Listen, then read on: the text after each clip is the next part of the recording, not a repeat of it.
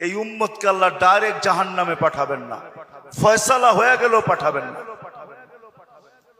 Direct পাঠাবেন না। অন্য উম্মত ফয়সালা হবে সিধা জাহান্নামে, এই উম্মত যাবে না। এই উম্মতকে আল্লাহ এক জায়গায় নিয়ে জড়ো করবে। জড়ো করা বোঝেন তো? একত্রিত করবে। ওই জায়গায় নিয়ে করবে যেই জায়গা দিয়ে আলেমরা জান্নাতে যাবে। যখন আলেমরা ওইখান দিয়ে অতিক্রম করবে তো আল্লাহ পুরা মজমাকে বলবে, কে কাকে চিনো, কাল লিস্টিতে কার নাম আছে তাড়াতাড়ি ধরো, চলা কিন্তু গেল।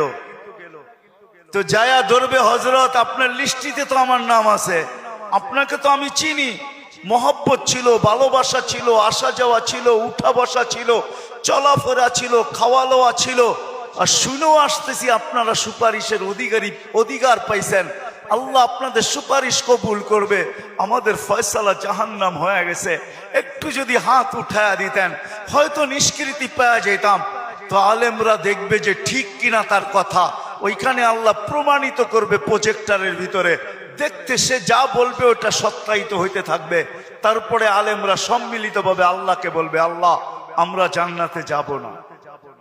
তা আল্লাহ বলবে, কেন যাবে না?